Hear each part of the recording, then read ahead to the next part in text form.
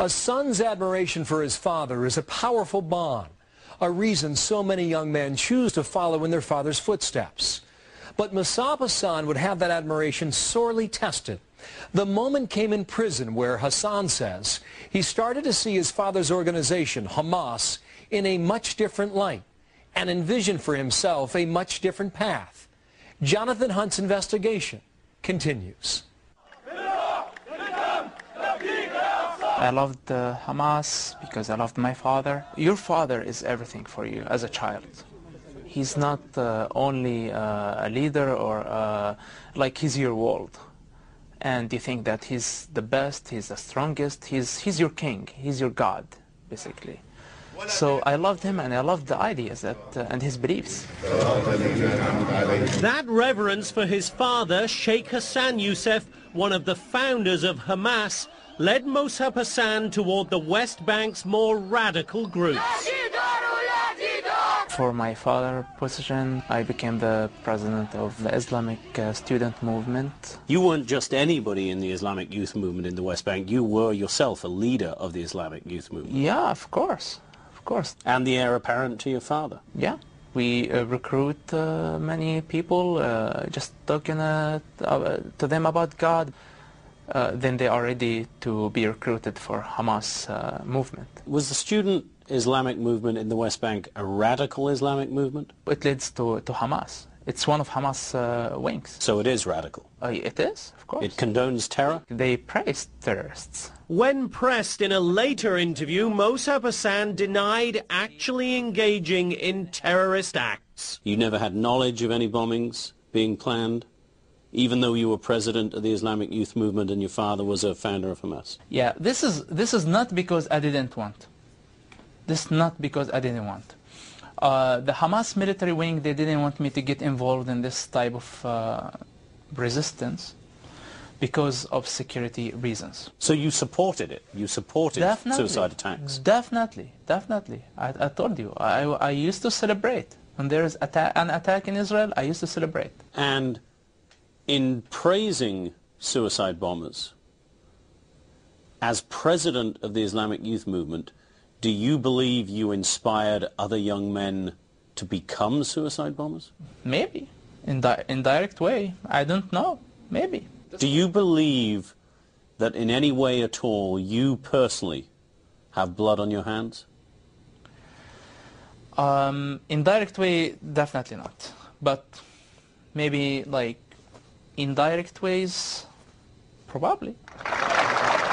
On September 13, 1993, Yasser Arafat stood alongside Israeli Prime Minister Yitzhak Rabin and President Clinton to sign the Oslo peace accords. Hamas wanted no part of it, and as the peace process moved forward over the next months and years, began plotting a new campaign of terror.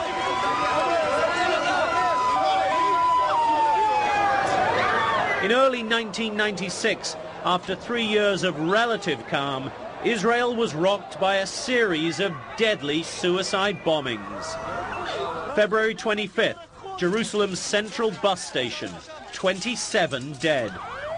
March 3rd, Jaffa Street, Jerusalem, another bus bomb, 18 dead. March 4th, Tel Aviv, 13 killed in yet another suicide attack. Hamas trumpeted its involvement in the attacks.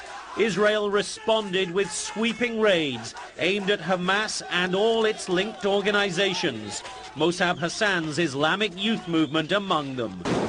Musab Hassan soon found himself face to face with Israeli soldiers.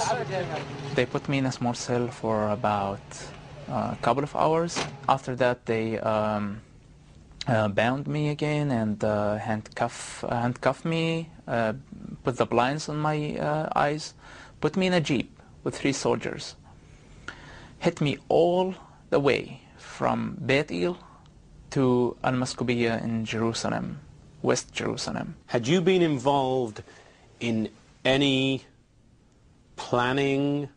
Did you have any knowledge of any attacks against Israelis in the months or years running up to that arrest? Oh, no, not at all, but they had suspicions.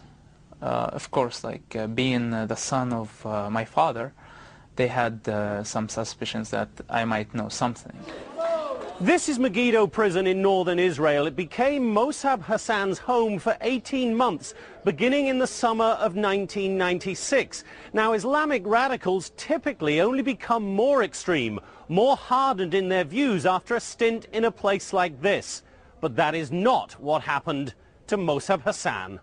One would think you go into prison and become far, far more radical in the face of all of that, far more committed to not just Islam, but to the cause of Hamas.